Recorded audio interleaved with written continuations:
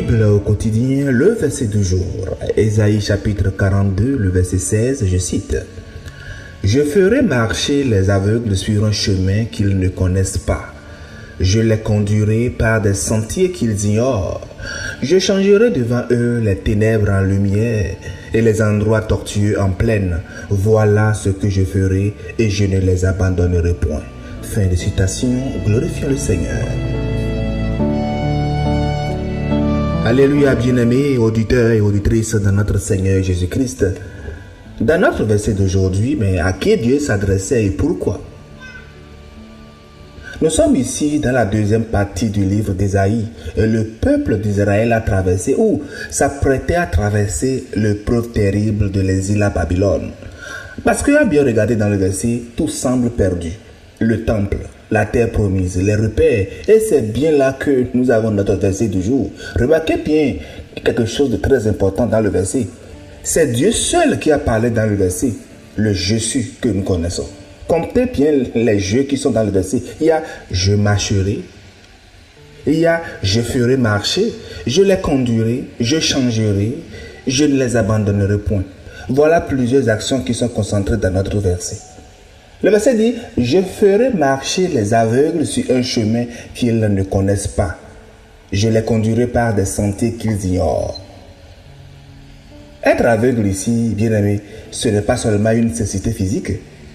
Parce que dans le contexte de notre verset, cela renvoie à un aveuglement spirituel. L'incapacité de voir le plan de Dieu, l'impossibilité de discerner le chemin. Dieu n'a pas dit dans le verset, je guérirai d'abord vos yeux puis vous marcherez. Non, il a dit, je ferai marcher les aveugles tels qu'ils sont, dans leur nécessité même.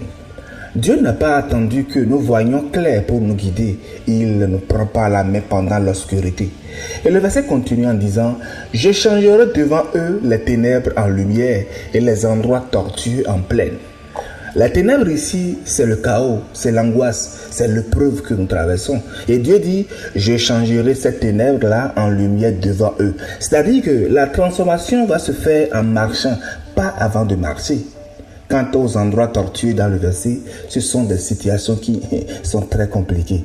Ces problèmes-là qui sont enchevêtrés, c'est la labyrinthe de la vie où tout nous semble sans issue. Mais Dieu promet de les transformer en plaine, c'est-à-dire un terrain nivelé, dégagé où l'on peut enfin avancer librement.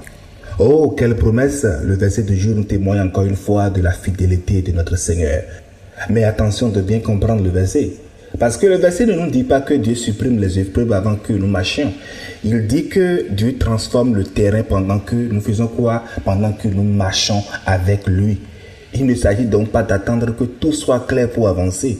Nous devons avancer en faisant confiance, en restant fidèles à celui-là qui voit quand nous ne voyons pas. Et comme le dit bien Psaume 24, le verset 4, nous le citons souvent, quand je marche dans la vallée de l'ombre de la mort, je ne crains aucun mal, car tu es avec moi. Et le verset se termine par cette promesse-là qui doit nous toucher aujourd'hui, qui dit « Je ne les abandonnerai point ». Quelles que soient donc nos situations aujourd'hui, Dieu promet de ne pas nous abandonner. Alors, dans quelle situation aujourd'hui marchons-nous en aveugle? Quelle ténèbre nous apparaît encore impénétrable? Le verset nous enseigne que l'obscurité n'est pas l'absence de Dieu. C'est souvent le lieu même où Dieu se manifeste. Dieu manifeste sa fidélité avec le plus de puissance. Dieu ne nous guide pas seulement sur des chemins connus, non. Dieu, il est celui-là qui est le je suis. Il se spécialise dans le chemin que nous ne connaissons pas, mais que lui seul a préparé d'avance pour nous. Mais notons bien que dans le verset, Dieu nous dit « je ferai marcher ». Il y a donc un verbe de mouvement. Dieu nous guide, mais nous devons aussi poser des pieds. Nous devons aussi faire notre part. Nous ne devons pas rester les bras croisés à chaque moment, à chaque instant. Je nous le rappelle que Dieu est avec nous, mais faisons aussi notre part, ce qui est dans notre possibilité.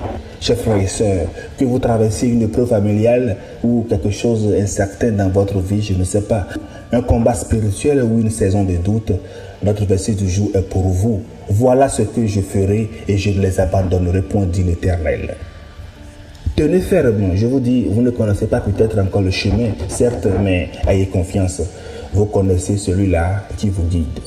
Bonne méditation et magnifique journée à toutes et à tous dans la fidélité du Christ Jésus. Alléluia chez vous.